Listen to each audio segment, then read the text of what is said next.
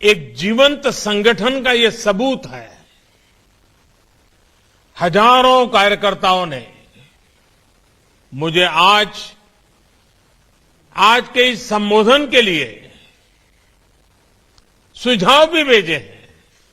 ये भी grass root के कार्यकर्ताओं की सक्रियता का एक जीता जागता उदाहरण है। मां शाकंभरी के आशीर्वाद से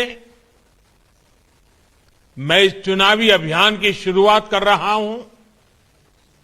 बागपत, शामली, गौतम बुद्ध नगर, मुजफ्फरनगर और सहारनपुर से हमारे साथ जुड़े प्रत्येक मतदाता का भी मैं आदरपूर्वक स्वागत और अभिनंदन करता हूं। साथियों, पश्चिम उत्तर प्रदेश की ये वो धरती है जिसने 1857 की क्रांति में देश को एकजुटता का संदेश दिया था। कमल के फूल और रोटी ने हमेशा देश को बांटने वालों को मुंह तोड़ जवाब दिया है। हम एकजुट रहेंगे तो कोई हमें कभी परास्त नहीं कर पाएगा। हर एक का प्रयास ही उत्तर प्रदेश को वो ऊंचाई देगा जिसका वो हमेशा से हकदार रहा है। साथियों, जब मैं 5 साल पहले चुनाव के समय पश्चिमी यूपी में आया था तो आपसे कहा था कि यूपी के विकास के लिए हम कोई कोर कसर बाकी नहीं छोड़ेंगे। इन 5 वर्षों में योगी जी के नेतृत्व में यूपी सरकार ने पूरी ईमानदारी से, पूरी निष्ठा से आपकी सेवा करने का, यूपी के विकास का प्रयास किया है। कोई भूल नहीं सकता है 5 साल पहले यूपी को लेकर क्या चर्चा होती थी। 5 साल पहले दबंग और दंगाई ही कानून थे। उन्हीं का कहा ही शासन का आदेश था। 5 साल पहले व्यापारी लूटता था। बेटी घर से बाहर निकलने में घबराती थी और माफिया सरकारी संरक्षण में खुलेआम घूमते थे। पश्चिमी यूपी के लोग कभी नहीं भूल सकते कि जब ये क्षेत्र दंगे की आग में जल रहा था तो पहले वाली सरकार उत्सव मना रही थी। उत्सव 5 साल पहले गरीब, दलित, वंचित, पिछड़ों के घर, जमीन, दुकान पर अवैध कब्जा ये समाजवाद का प्रतीक था। लोगों के पलायन की आए दिन खबर आती थी। अपहरण, फिरौती, रंगदारी ने मध्यम वर्ग को, व्यापारियों को तबाह करके रख दिया था। 5 साल में योगी सरकार उत्तर प्रदेश को इन हालातों से बाहर निकाल करके लाई है और ये कोई मामूली काम नहीं है। मैं भी सालों तक एक राज्य का मुख्यमंत्री रहा हूं। इतने कठिन परिस्थितियों से प्रदेश को बाहर लाना, दंगों से मुक्त कराना, शांति और सुख की जिंदगी का विश्वास पैदा करना। साथियों, आज यूपी का किसान हो, कर्मचारी हो, व्यापारी हो या फिर माताएं, बहनें, बेटियां, सभी को सुरक्षा और सम्मान मिल रहा है। जो माफिया और गुंडे खुद को कानून से भी बड़ा मानते थे, यूपी की भाजपा सरकार ने उन्हें कानून का मतलब समझा दिया है। और इसलिए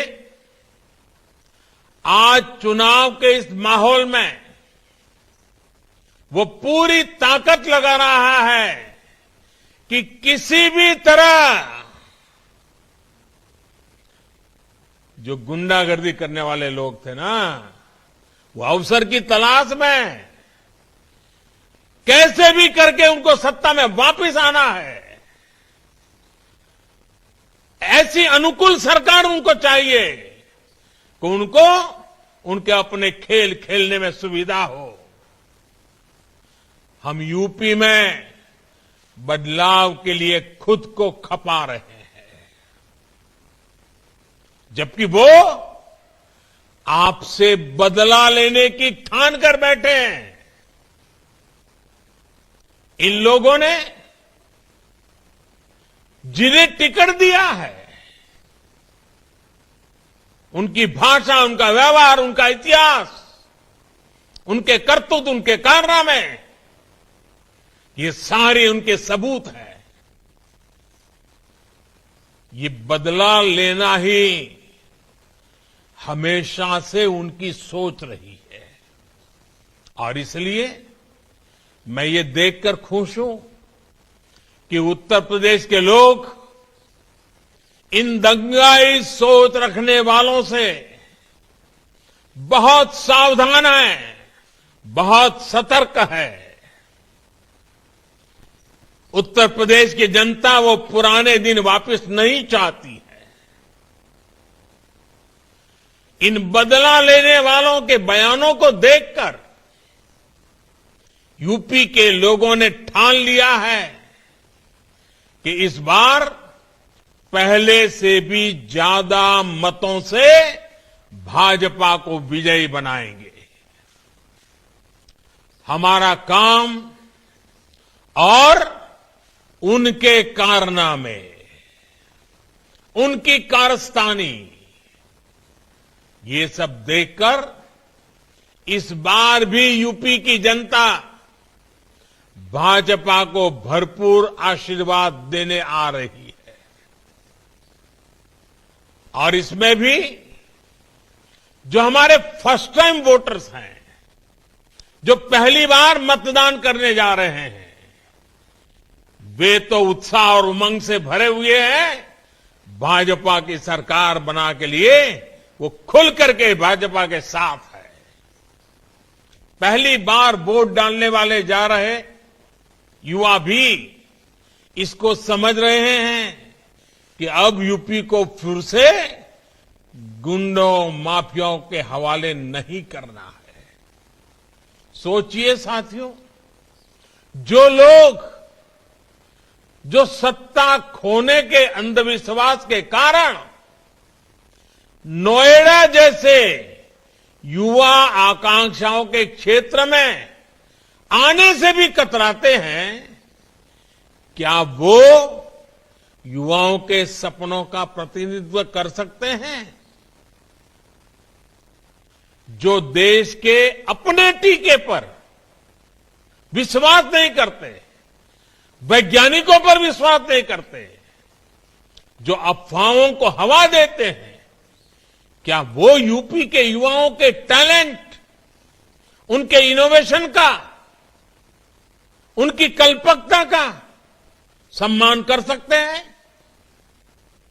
यूपी को ऐसी सरकार चाहिए जो अपनी विरासत पर गर्व करे और ज्ञान, विज्ञान और आधुनिकता को बढ़ाए।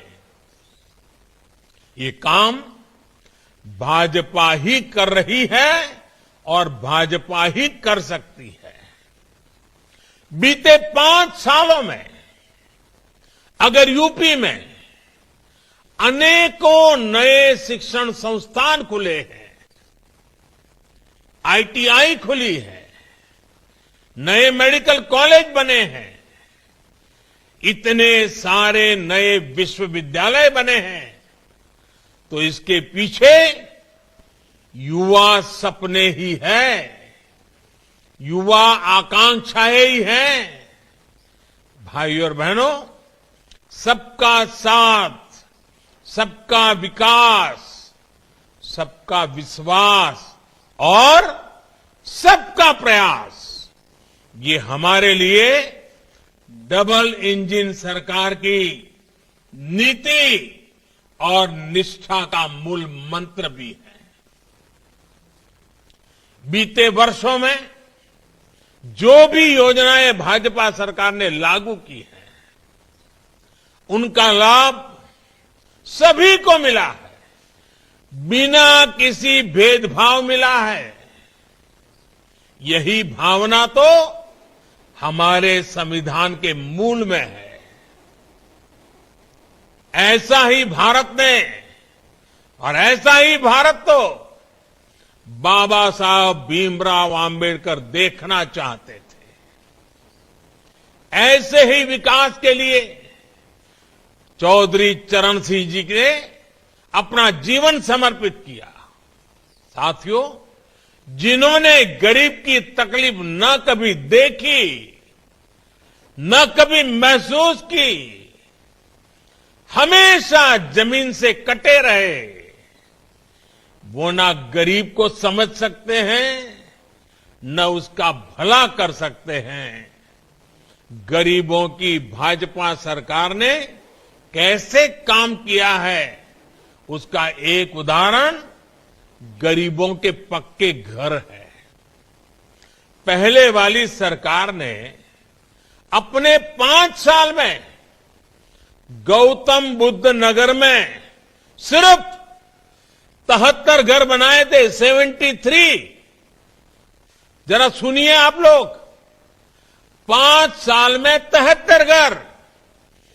योगी जी की सरकार ने इन्हीं 5 सालों में उस एक जिले में करीब करीब 23,000 घर बनाकर शहरी गरीबों को दिए हैं। सोचिए, कहां 73 घर 5 साल में और कहां 23,000 घर।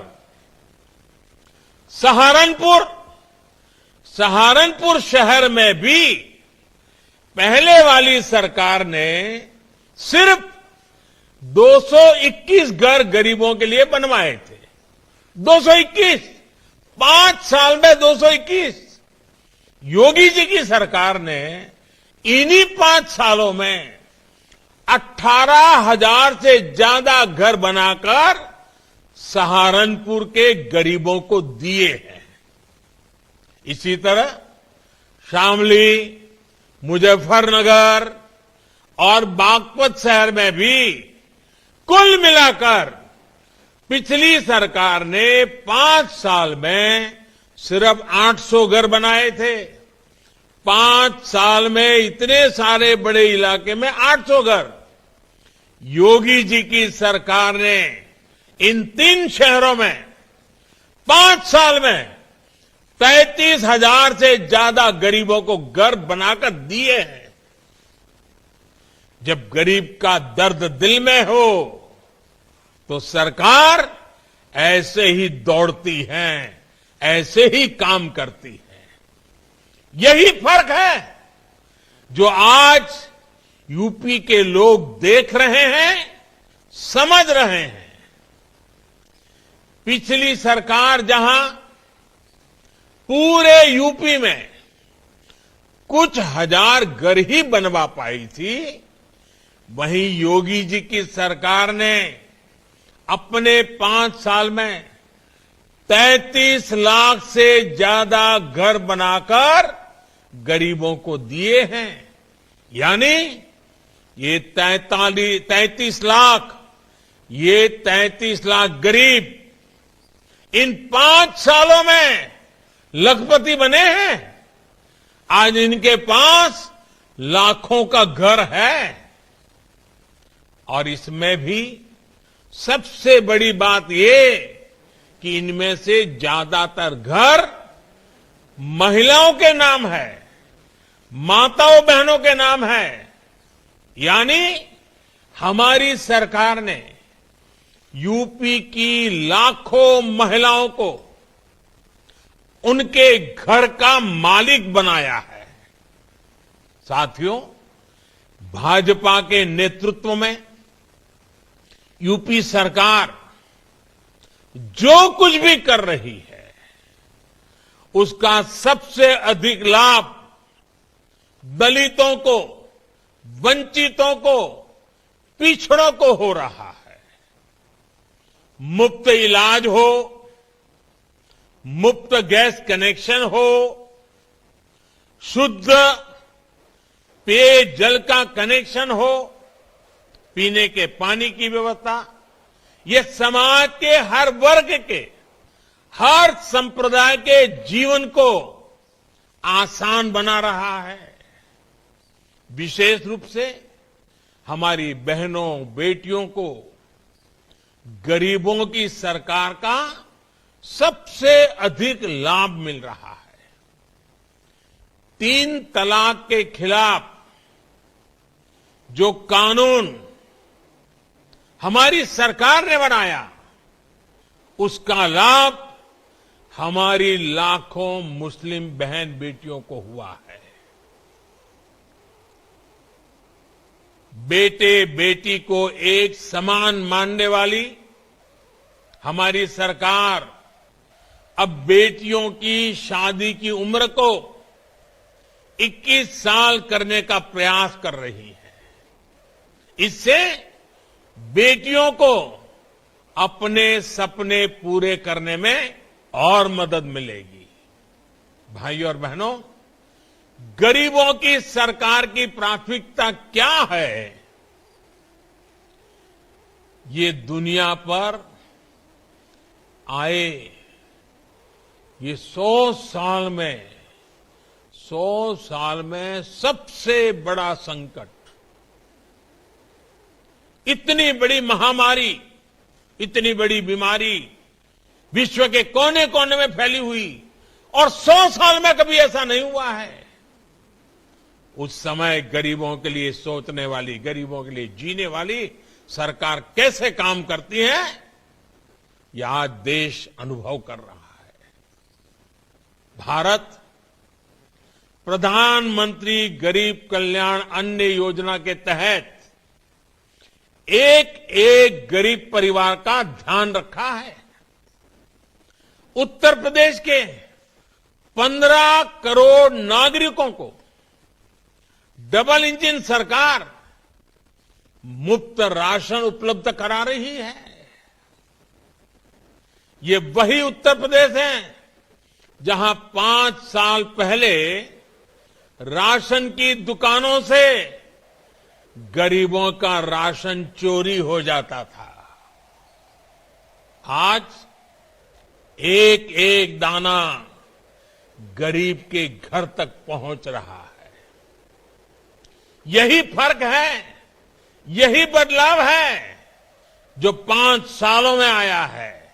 और जैसा मैंने प्रारंभ में कहा, 1857 की बात मैंने कही, कमल और रोटी। इस संकट के काल में गरीब के घर में रोटी बने, इसका पूरा प्रबंध किया, और आज हम आपके पास कमल लेकर के आए हैं। साथियों, जब दिल में सेवा की भावना हो, भ्रष्टाचार पास भी नहीं फटक सकता है। तो काम करने के नतीजे भी मिलते हैं। डबल इंजन की सरकार का भी यही ट्रैक रिकॉर्ड है। हमारा लक्ष्य था कि किसान को मिलने वाली सरकारी मदद में लूट बंद हो, कटकी बंद हो, बेईमानी बंद हो, यूपी के छोटे किसानों के बैंक अकाउंट में सीधी मदद मिले। आज पीएम किसान सम्मान निधि से यूपी के किसानों को 43,000 करोड़ रुपए से अधिक 43,000 करोड़ रुपए सीधे उनके जेब में, उनके बैंक खातों में मिले हैं। इसका बहुत बड़ा लाभ छोटे किसानों को हुआ है और मेरा ये पक्का विश्वास है अब समय आ गया है, हमें छोटे किसानों की ज्यादा चिंता करने की जरूरत है और ये हमने काम शुरू कर दिया है। छोटे किसान ही हमारे ग्रामीण जीवन को बदलेंगे। छोटे किसान भी हमारी किसानी अवस्था को बदलने में मेरी बहुत बड़ी ताकत है। सरकार द्वारा दशकों से अधूरी पड़ी सिंचाई परियोजनाओं को पूरा करने, फसल बीमा योजना का दायरा बढ़ाने, पेंशन योजनाओं का लाभ भी छोटे किसानों को हुआ है। छोटे किसानों का धन हमारे पशुधन से भी बढ़ता है। इसके लिए सरकार ने कामधेनु आयोग बनाया है। डेयरी सेक्टर के इंफ्रास्ट्रक्चर के लिए आज हजारों करोड़ रुपए निवेश किए जा रहे हैं। सरकार ने एक बहुत बड़ा अभियान चलाकर लाखों पशुपालकों को किसान क्रेडिट कार्ड की सुविधा भी जोड़ी है। पशुओं में फुट एंड माउथ डिसीज, खुरपका, मुंहपका के नियंत्रण के लिए जो राष्ट्रव्यापी टीकाकरण मिशन चलाया गया है, उससे भी किसानों को बहुत लाभ हुआ है। और हमारे देश में वैक्सीनेशन की तो चर्चा हो रही है, लेकिन बहुत कम लोगों को मालूम है कि जिस प्रकार से इंसान को वैक्सीनेशन का इतना बड़ा अभियान चला है, वैसा ही हिंदुस्तान के हर पशु को वैक्सीनेशन का अभियान चल रहा है और इससे पशुपालकों को बहुत बड़ी चिंता से मुक्ति मिलने वाली है। यूपी में बनाए जा रहे बायोगैस प्लांट बेसहारा पशुओं से जुड़ी दिक्कत को भी कम करेंगे और किसानों को आय का अतिरिक्त साधन भी मुहैया कराएंगे। उस दिशा में जाएंगे जहां किसान या पशुपालक जिसके पास अपना पशु है, दूध नहीं दे रहा है, उसके गोबर से भी पैसा मिलेगा। साथियों, हमने लक्ष्य रखा था कि किसानों से एमएसपी पर रिकॉर्ड खरीद करेंगे और हमने इस संकल्प को पूरा किया। 2017 से पहले की तुलना में 2 गुने से भी अधिक खरीद बीते 5 सालों में एमएसपी द्वारा की गई है। हमने गन्ना किसानों की दिक्कतों को समझते हुए उनके बकाये के जल्द से जल्द भुगतान का भी लक्ष्य रखा था। इस लक्ष्य को भी हमने तेजी से पूरा किया। पश्चिम उत्तर प्रदेश के किसान भूले नहीं हैं कि 2017 के पहले कैसे मेहनत का पैसा सालों साल किस्तों में दिलाया जाता था। योगी जी की सरकार ने वो बकाया भी चुकाया और नए सीजन का भुगतान भी तेज किया। आज पिछले पेराई सत्र का 98% से अधिक का भुगतान हो चुका है और मौजूदा सत्र का भी लगभग 70% भुगतान हो चुका है। किसानों का जितना भुगतान योगी जी की सरकार ने किया है, उतना पिछली 2 सरकारों ने अपने 10 साल में नहीं किया था। हमारी सरकार इथेनॉल का उत्पादन बढ़ाकर भी गन्ना किसानों की मदद कर रही है, चीनी मिलों की सेहत सुधार रही है, यूपी के गन्ना किसानों से बीते 5 साल में 12,000 करोड़ रुपए से अधिक का इथेनॉल खरीदा गया है। साथियों, डबल इंजन की सरकार डबल तेजी से यूपी के विकास में जुटी है। आज यूपी में एक्सप्रेस वे डबल हो रहे हैं, हवाई अड्डों की संख्या भी डबल हो रही है। यूपी देश का एकमात्र राज्य है जहां 5 शहरों में मेट्रो है और 5 पर काम चल रहा है। 2017 से पहले जो सरकार थी वो कागजों पर आधी अधूरी परियोजनाएं बनाने और उनके शिलान्यास में माहिर थी। पत्थर टांग दो बस, अस्पताल हो, सड़कें हो, एक्सप्रेस वे हो, ये लोग सालों साल परियोजनाओं को खींचते थे ताकि उसमें से कुछ दोहना है, उसमें से भी कुछ निकालना है, कमाई करनी है, तो अपनी दुनिया चलती रहे। वो लोग सिर्फ सपने दिखाते थे। डबल इंजन की सरकार सपने पूरे करती है। और एक बात हम न भूले, मैं कभी कभी सुनता हूं कुछ लोगों को सपने आते हैं। आप सबको मालूम है सपने किसको आते हैं भाई? जो सोता रहता है ना, उसको सपने आते हैं। जो जागता है वो संकल्प लेता है। योगी जी जागने वाले, जागते रखने वाले और इसलिए संकल्प करने वाले नेता है। यही फर्क है जो आज यूपी के लोग अच्छी तरह समझ रहे हैं, देख रहे हैं। आज पश्चिमी यूपी देश के सबसे अधिक कनेक्टेड क्षेत्रों में से एक बन रहा है। कुछ दिन पहले ही गंगा एक्सप्रेसवे पर काम शुरू हो चुका है। नोएडा इंटरनेशनल एयरपोर्ट पश्चिमी यूपी को अंतर्राष्ट्रीय कनेक्टिविटी देने वाला है। हमारा दादरी तो भारतीय रेल की आधुनिकता का सबसे बड़ा सेंटर होने जा रहा है। आज देश के 2 डिफेंस कॉरिडोर में से एक यूपी में बन रहा है।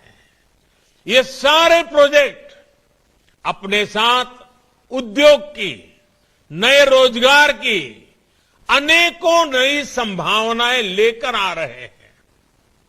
बीते 5 साल में हमने यूपी के ऐसे ही समृद्ध भविष्य की नींव रखी है। इस बार आपका एक एक वोट इसी नींव को सशक्त करने के लिए होगा। साथियों, यूपी के गांव हो या शहर, पश्चिमी यूपी हो या पूर्वी यूपी, सभी के लिए, हर क्षेत्र के लिए आगे बढ़ने का समय है। यूपी के लोग तो पहले की सरकार में रहने वालों की बदनीयत को अच्छी तरह जानते हैं। इन लोगों ने भ्रष्टाचार और रियल एस्टेट माफिया का ऐसा गठबंधन कराया कि एनसीआर के हजारों फ्लैट खरीदारों के जीवन भर की पूंजी लूट गई। इसका बहुत बड़ा नुकसान हमारे मध्यम वर्ग के भाइयों बहनों को हुआ, हमारे युवाओं को उठाना पड़ा। डबल इंजन की सरकार ने इस माफिया को खत्म करने के लिए रेरा कानून लागू किया है। इससे आज अपना घर मिलने में लोगों को आसानी हुई है। अधूरे पड़े घरों को पूरा करने के लिए सरकार ने 25,000 करोड़ रुपए की अलग से व्यवस्था भी की है। इनको अगर मौका मिल गया तो ये रेरा की व्यवस्था को भी खत्म कर सकते हैं। साथियों, एक तरफ भाजपा है जिसके पास विकास का स्पष्ट विजन है, साफ सुथरा, ईमानदार और असरदार नेतृत्व है। वहीं दूसरी तरफ अहंकार से भरे, समाज को तोड़ने वाले, किसी भी कीमत पर सत्ता पाने का सपना देख रहे हैं। और ये है कौन? नकली समाजवादी है। विजन के नाम पर इनके पास सिर्फ विरोध है, गुस्सा है, आक्रोश है। इसलिए आज यूपी कह रहा है, एक बार फिर गरीबों की सरकार, भाजपा सरकार, डबल इंजन सरकार। इस वर्चुअल रैली के लिए आपने अपना समय निकाला और अभी जब योगी जी कोरोना की पूरी स्थिति का जो वर्णन कर रहे थे, आपको मालूम होगा, जब दुनिया की चर्चा होती थी तो लोग कहते थे भारत क्या होगा, भारत का हालात क्या बन जाएगा। और जब भारत की चर्चा होती थी तो लोग कहते थे यूपी में क्या होगा। लेकिन मैं आज योगी जी को, उनकी पूरी टीम को बधाई देता हूं, उनका अभिनंदन करता हूं। जिस प्रकार से इस कोरोना कालखंड में एक एक जिंदगी बचाने के लिए वो जी जान से खप गए। मैं अभी 1-2 दिन पहले टीवी देख रहा था, चुनाव की इस गहमागहमी में भी योगी जी सुबह सुबह अस्पताल पहुंच गए, मरीजों की सेवा हो रही कि नहीं वो देख रहे थे, वैक्सीन की क्या अवस्था है वो देख रहे थे, कोरोना की स्थितियां क्या है वो देख रहे थे। चुनाव के इन समय में अपने राज्य के लोगों की ऐसी चिंता करने वाला नेता अगर हमारे पास है, ऐसी सरकार है जो जन जन के सुख के लिए काम करती हो। और इसलिए मैं उत्तर प्रदेश के नागरिकों को, उत्तर प्रदेश के युवाओं को, उत्तर प्रदेश की माताओं बहनों को हृदय से आग्रह करता हूं, ये समय देश को आगे बढ़ने का है। ये समय उत्तर प्रदेश देश को आगे बढ़ाने वाली एक बहुत बड़ी ताकत बन जाए, उत्तर प्रदेश स्वयं में एक शक्ति बन जाए, ये अवसर हमारे सामने है। और इसलिए मैं आज आग्रह से कहता हूं, इस चुनाव में भारी मात्रा में मतदान कीजिए। आपके संतानों के उज्जवल भविष्य के लिए मतदान कीजिए। आपका गांव, आपके गरीब, आपके किसान, आपकी माताएं बहनें, उनके कल्याण की बात हो, उनकी सुरक्षा की बात हो, उनके उज्जवल भविष्य की बात हो, आप भारी मात्रा में मतदान करके, आपके एक वोट की ताकत होती है, एक वोट का सामर्थ्य होता है जो उत्तर प्रदेश को सुरक्षित रखेगा। आपके एक वोट की ताकत है जो उत्तर प्रदेश को विकास की नई ऊंचाइयों पर ले जाएगा। यह आपके वोट की ताकत है जो आपके बच्चों के भविष्य को सुरक्षित करेगी। और इसलिए मैं आपको हृदय से धन्यवाद देते हुए, साधुवाद देते हुए, इस वर्चुअल समिट में आपने समय निकाला, आपका आभार व्यक्त करते हुए मेरी वाणी को विराम देता हूं। बहुत बहुत धन्यवाद।